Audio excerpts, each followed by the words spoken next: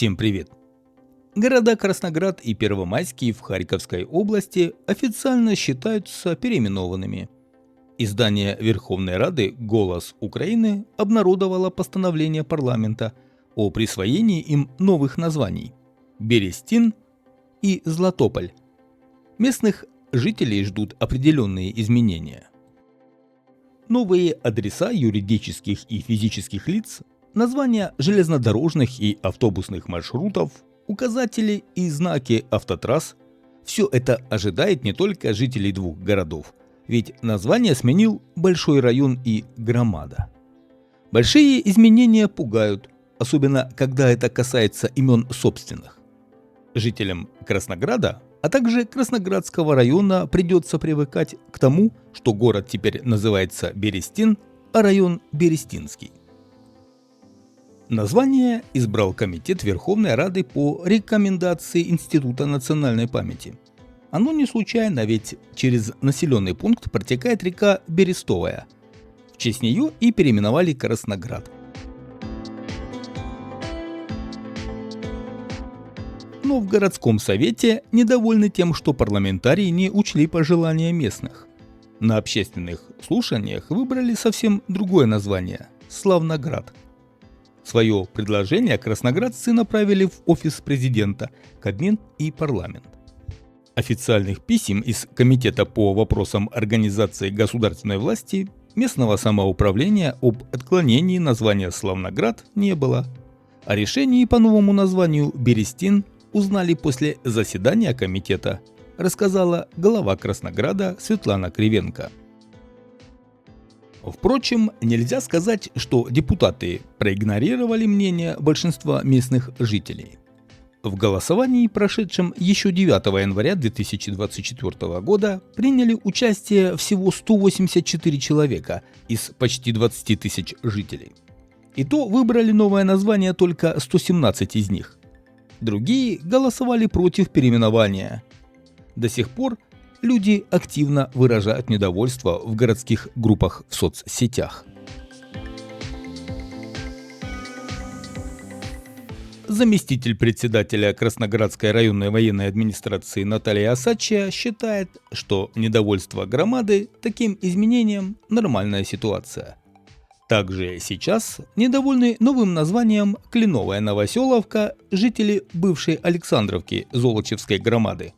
В 2016 году жители поселка Слобожанская Змеевской громады, которая раньше называлась Комсомольская, так сильно были недовольны декоммунизацией, что дошли до Верховного суда, но он оставил в силе решение парламента.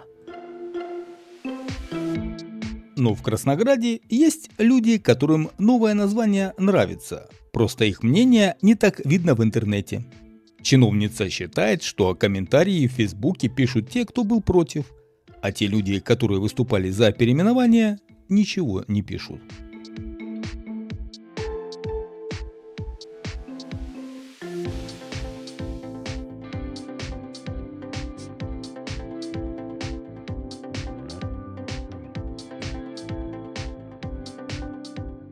Что касается Первомайского, который теперь называется Златополем, мнения активной общественности разделились в зависимости от политических предпочтений. В городе есть определенный конфликт между мэром Николаем Бакшеевым и местными депутатами. Последние 8 раз предлагали голосование за название Добродар. В свою очередь, профильный комитет парламента отверг его, как и Холоднояр, потому что они созвучны названием торговых марок. Николай Бакшеев, мэр Первомайского, так прокомментировал решение парламента. «У меня еще была надежда, что городской совет Первомайского сможет принять решение о переименовании самостоятельно. Ну и хорошо, что не приняли, потому что названия, которые побеждали, однако пахли советщиной». Мэр города Первомайский готовит распоряжение о конкурсе на новый герб Златополя.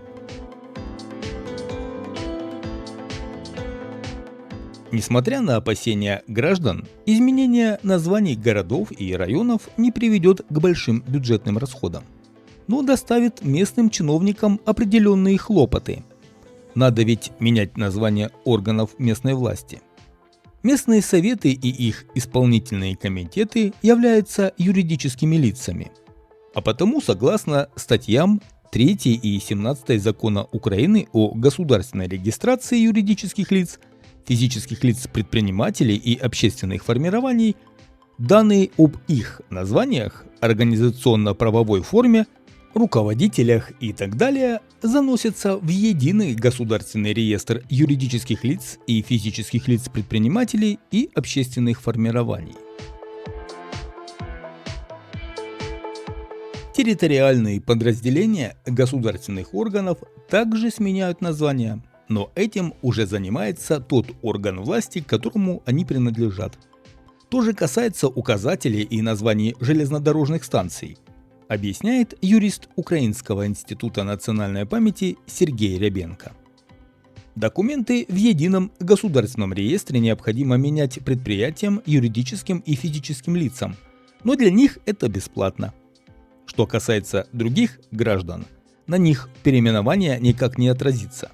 Они могут жить неограниченное время с названиями Первомайский и Красноград в паспортах и других документах. На Берестин и Златополь их заменят только в том случае, если человек будет менять документы, и на обычную стоимость такой услуги это никак не повлияет.